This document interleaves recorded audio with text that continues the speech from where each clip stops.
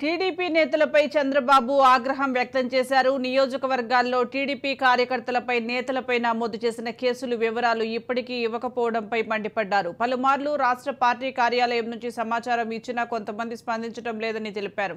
అలాగే నిర్లక్ష్యం వీడి ప్రజలకు కార్యకర్తలకు అందుబాటులో ఉండాలని ఎమ్మెల్యేలు ఎంపీలను సూచించారు. ప్రజా దర్బార్ పేరుతో రాష్ట్ర ప్రజలు కార్యకర్తల సమస్యలు తెలుసుకుంటున్నామని, ప్రతి శనివారం తానే స్వయంగా పార్టీ కార్యాలయంలో అందుబాటులో ఉంటానని తెలిపారు. దీనికి సంబంధించి మరింత సమాచారం మా ప్రతినిధి శ్రీనివాస్ అందిస్తారు. శ్రీనివాస్, చెప్పండి, టీడీపీ నేతలపై చంద్రబాబు ఆగ్రహం వ్యక్తం చేసినట్లుగా తెలుస్తోంది. అప్డేట్స్ ఏంటి?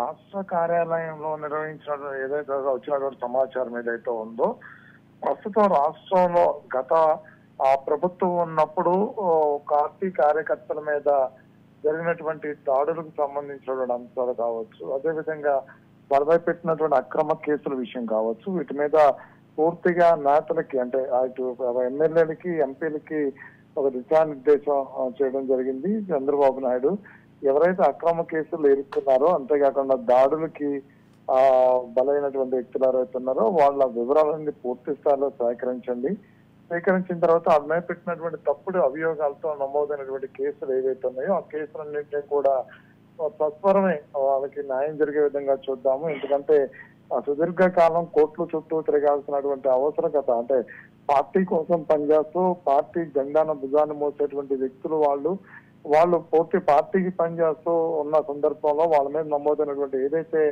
అక్రమ కేసులు అంటే ఆరోపణల నేపథ్యంలోనే అప్పుడు ప్రభుత్వం ఒత్తిడి మీద పోలీసు అధికారుల మీద చేసినటువంటి ఒత్తిడితో నమోదైనటువంటి కేసులు ఏవైతే విచారణలో విచారణ ఉన్నటువంటి కేసులు చాలా వరకు ఉన్నాయి. కాబట్టి వాటి మీద దృష్టి సారించాలంటూ కూడా నేతలకి ఆయన చెప్పినటువంటి నేపథ్యం చూస్తున్నాం. అయితే అదే విషయాన్ని ఆయన అధికారం చేపట్టిన మొదటి నుంచి కూడా పూర్తి స్థాయిలో చెప్తున్న పరిస్థితి ఉంది. అంతేకాకుండా సోషల్ మీడియాలో చురుగ్గా పనిచేసినటువంటి ఐటీడీపీ సోషల్ మీడియా వాళ్ళ వద్ద నుంచి వివరాలు కూడా తీసుకుని వాళ్ళ సమస్యలని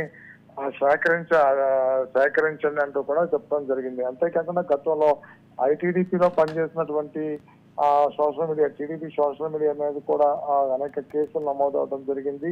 వాళ్ళకు కూడా అనేక సందర్భాల్లో ఇబ్బందులు పెట్టినటువంటి పరిస్థితి ఉంది. అంతేకాకుండా రాష్ట్ర వ్యాప్తంగా కూడా తెలియక షేర్ చేసినటువంటి పోస్టులు ఏవైతే ఉన్నాయో ఆ పోస్టుల మీద కూడా అప్పుడు ప్రభుత్వం సిఐడి విచారణ అంటూ కూడా పిలిచి ఇబ్బందులు పెట్టినటువంటి పరిస్థితులు ఉన్నాయి. అటన్నిటి మీద కూడా పూర్తి విచారణ లేకుండా 41 నోటీసులు లాంటి ఇవ్వకుండా వన్ సైడ్ గా వాళ్ళ మీద కేసు నమోదు చేసి కోర్టుల చుట్టూ రిమాండ్ లో పంపడం, కోర్టుల చుట్టూ చెప్పడం లాంటి సమస్యలు చాలా పెద్ద ఎత్తున ఉత్పన్నమైనటువంటి పరిస్థితి ఉంది. కాబట్టి దాని మీద దృష్టి సారించాలని చంద్రబాబు నాయుడు మొదటి నుంచి పదే చెప్తూ ఉన్నారు. మరొకసారి నేతల మీద ఆయన ఈరోజు మరొకసారి సీరియస్ అవడం జరిగింది. ఇప్పటి వరకు కూడా ఎంతవరకు మీ జిల్లా అంటే ప్రతి నియోజకవర్గంలో ఎంతమంది టీడీపీ కార్యకర్తల మీద కేసులు నమోదయ్యాయి, ఎంతమంది ఇబ్బందులు పడ్డారు అనే సమాచారం ఇవ్వడంలో కనుక ఇంకోసారి జాప్యం జరిగితే మాత్రం ఉపేక్షించే ప్రసక్తి లేదని చెప్పంటూ కూడా ఆయన మరొకసారి వార్నింగ్ ఇచ్చిన నేపథ్యం కూడా కనిపిస్తుంది.